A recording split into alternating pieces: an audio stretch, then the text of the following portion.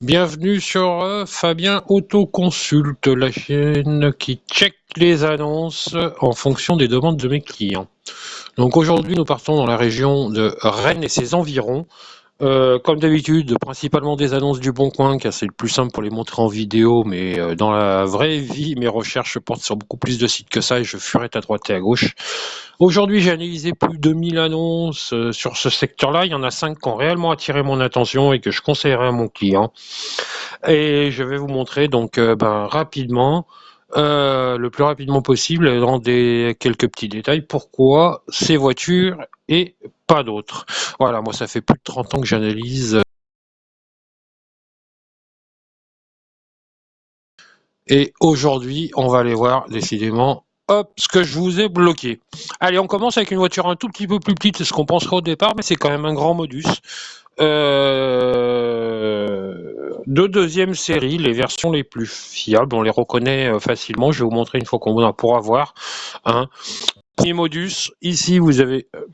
Hop, merci. Merci le Bon Coin. Hop.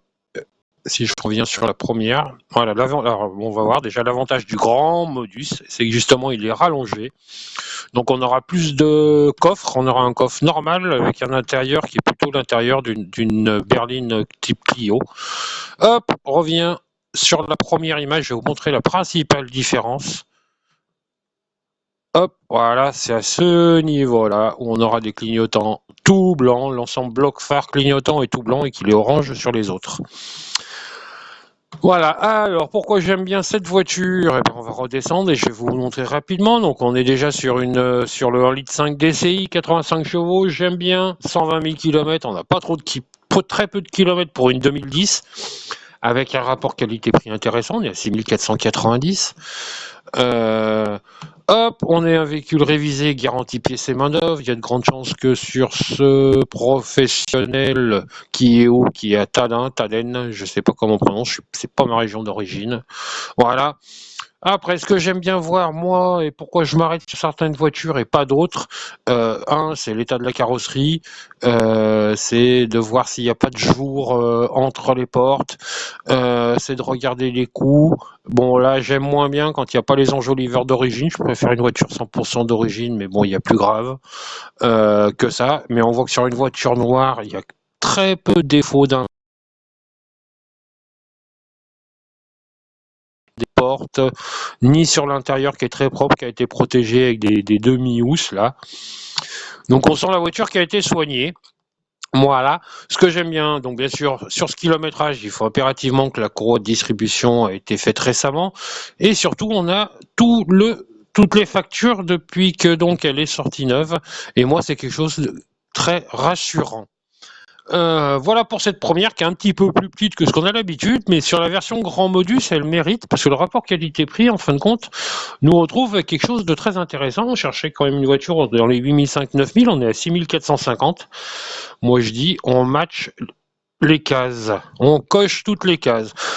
Deuxième véhicule sur lequel je me suis arrêté, un 3008 diesel. Alors premier petit détail que j'aime moins bien, c'est que on a un petit coup sur le frottement sur le pare-choc. Hop, on le voit ici distinctement, on voit bien, hop, la trace du poteau. Voilà, alors c'est pas grave, mais on n'est pas dans la partie basse du budget quand même. Maintenant, quand on fait défiler les photos, la voiture est propre, à l'arrière on n'a pas de coup. Le 3008, moi je trouve qu'il a un ensemble tableau de bord avec l'ensemble qui remonte au milieu, qui est plutôt agréable. C'est des voitures qui sont top à rouler. On est sur les deuxièmes phases, donc le 1,6 litre HDI ne fait plus 110 chevaux mais 115. On est sur un modèle 2014, 128 000 km, ce qui est très correct. Hop, quand on descend, regardez un petit peu ce qui se passe sur les choses que j'aime ou que je n'aime pas. Mais dans ce cas-là, si je vous les ai bloquées, c'est parce que j'aime bien. On a un entretien régulier, on a toutes les factures qui viennent de chez Peugeot. Merci, ça j'aime. C'est pas spécialement que ce soit Peugeot, mais voilà, c'est quand on a l'historique de la voiture et on sait ce qui a été fait, et on peut non seulement anticiper ce qu'il va y avoir à faire comme frais, voire ne pas la révision normale. 10 strips faites, pompe à eau, courroie d'accessoires, tout ça, ça va ensemble. La révision a été faite fin 2014, mais il n'y a que 5000 km Kilométrage cohérent quand on regarde, parce que je me suis dit au départ, elle a fait que 5000 depuis, voilà, mais en fin de compte, la voiture, voilà, elle est aux mains du même propriétaire depuis, je crois, plus de 10 ans. Depuis 2015, il me semble. Donc elle a été achetée au bout, elle devait avoir un an et demi, donc éventuellement elle est peut-être 25 ou 30 000 kilomètres. Hein, et si on fait les 100 000 divisé par 11 ans, on est sur 8 000 par an. Et donc on correspond bien, moi ça me plaît. Voilà, ça check. Et puis voiture agréable, joli look. Voilà, bon, on n'est pas sur une voiture de sport, hein, mais qui remplit toutes les cases qu'on a besoin dans une voiture familiale. Après, troisième véhicule. Hop, la même famille en fin de compte, mais marques différentes. Donc là, on est sur un Citroën C4. Bon, faut se faire à l'habitude de tourner un volant dont le moyeu ne bouge pas. C'est le seul truc qui est un peu bizarre quand on conduit cette voiture pour la première fois. Pourquoi je me suis arrêté? D'abord parce que c'est un C4, c'est un grand Picasso, donc il était comme un peu plus grand que les autres. Le moteur 1.6 HDI 110 chevaux, super fiable. On vérifie bien sûr l'entretien, parce que avec le temps, on sait qu'il y a mini fragilité sur l'embrayage volant-moteur et sur les injecteurs, mais sinon ce sont des roules toujours. Moi, pour avoir roulé avec un 90 et un 100, je le sais, il n'a que 100 000 km de 2010, c'est très très peu. Et un gros avantage, enfin qui n'en est pas un en fin de compte si on n'en a pas besoin, mais qui est un avantage quand même, si le jour où on a besoin d'un peu plus de place, c'est un 7 places. Et le jour où on parce qu'il y a 7 places et que les gens se disent éventuellement un jour si je veux emmener 4 enfants, eh ben je n'ai pas de problème. Voilà, on fait défiler tous les équipements qui ne servent à rien, enfin c'est pas qu'ils servent à rien mais on sait qu'ils sont là. Voilà. Véhicule bon état, entretien suivi, la révision vient d'être faite, la distribution aussi. On est d'accord, on est bien. Rapport qualité-prix, très bien. On est à 8490, on est à Saint-Gilles pour cette voiture. J'aime bien, voilà, j'aime bien parce que c'est une 7 places en fait et qu'elle est le tarif des 5 places. Donc c'est toujours un plus dans le bon rapport qualité-prix. Voilà, moi c'est ce que je recherche, hein, et c'est vrai qu'avant de verser un gros acompte ou s'acheter une voiture familiale qui pour beaucoup de gens représente des années, pas mal me contactent pour faire ce genre de recherche ou même simplement pour analyser ou pour appeler les vendeurs et faire le check-up de base. Après, une voiture alors un peu moins pratique, mais qui est bien placée en termes de tarifs, 7490. La C catalysée, je l'appelle la Logan de chez Citroën. Parce que c'est une version avec coffre, donc un peu moins pratique pour charger, mais alors avec le 1.6 HDI 100. L'avantage de ces C4, c'est Élysée, c'est qu'elles aient été vendues pas trop cher. Et là en plus on est sur une finition haut de gamme, pare-choc peint, jante alliage, quand on regarde les photos de l'intérieur aussi. C'est une 2016, donc attention, c'est celles qui ont déjà les AD Blue. De toute façon, c'est simple, les HDI 100 chevaux, elles ont déjà la Blue. Donc, c'est là où il y a eu quand même pas mal de problèmes de remplacement et que Citroën ne voulait pas prendre en garantie.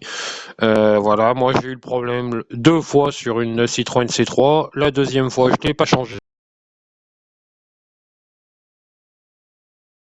Depuis, ma solution, c'est ne jamais remplir à fond le réservoir AD-Blue. Voilà, je crois que sur ces voitures, c'est 10 ou 12 litres d'AD-Blue. J'achète 5 litres, je mets 5 litres à l'intérieur et j'attends qu'il soit pas loin d'être vide pour remettre 5 litres. Ça permet de faire tourner le liquide AD-Blue beaucoup plus régulièrement et donc il ne vieillit pas, il ne cristallise pas.